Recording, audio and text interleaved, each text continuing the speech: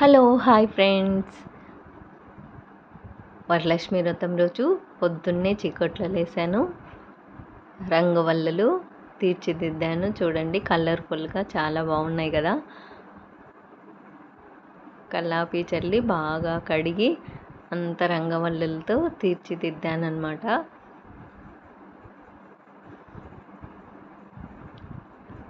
ముగ్గు, ఇంటి ముందు ముగ్గు అందం కదా. ఇప్పుడు అమ్మవారికి 9 రకాల నైవేద్యాలు చేశాను. వడలు, చక్కెర పొంగలి, దద్దోజనం, పులిహోర అన్నీ 9 రకాలు చేశాను. మళ్ళీ శనగ గుగ్గుళ్ళు పెట్టాను. అమ్మవారికి వెండి పువ్వులతో అష్టోత్తరం అంత పూజ బాగా చేసుకున్నాను అన్నమాట. చూసారా మా అమ్మవారి ఎంత కలగా ఎంత బాగుందో. బాలా త్రిపుర సుందరిలాగా వెలిగిపోతూ ఉంది. చాలా బాగా చేసుకున్నాను. అన్ని అష్టోత్తరాలు చదువుకొని వరలక్ష్మి పూజ. ఇంకా అందరూ ఫ్రెండ్స్ అందరినీ పిలిచి వాయినాలు 19 మందికి ఇచ్చానన్నమాట.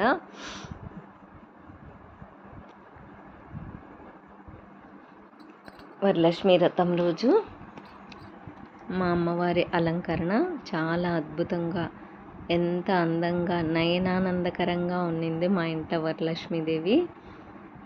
చూస్తున్నారు కదా, మీకు కూడా అలాగే చూడాలనిపిస్తుంది కదా. ఎట్లా నిన్నెత్తుకొందునమ్మా మహాలక్ష్మి తల్లి, ఎట్లా నిన్నెత్తుకొందునమ్మా, ఎట్లా నిన్నెత్తుకొందు ఆట్లాడే బాలవు నీవు, ఇట్లా రమ్మను పిలిచి కోట్ల ధనమిచ్చే తల్లి, ఎట్లా నిన్నెత్తుకొందునమ్మా.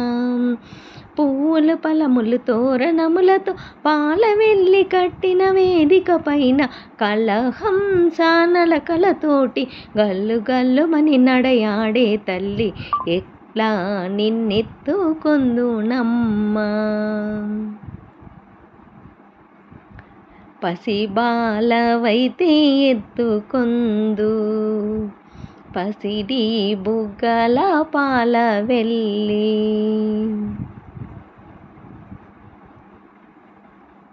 చూశారు కదా, మా అమ్మవారికి ఒక పాట కూడా పాడాను.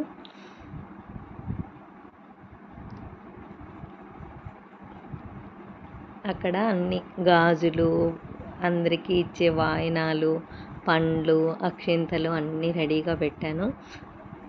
కవర్లలో జాకెట్ పీస్లు అన్నీ వేసి ఇంకా పూజ అయిపోయింది.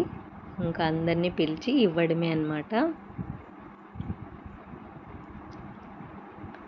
వరలక్ష్మి వ్రతం మాత్రం చాలా చాలా బాగా చేసుకున్నాను. చాలా సంతృప్తిగా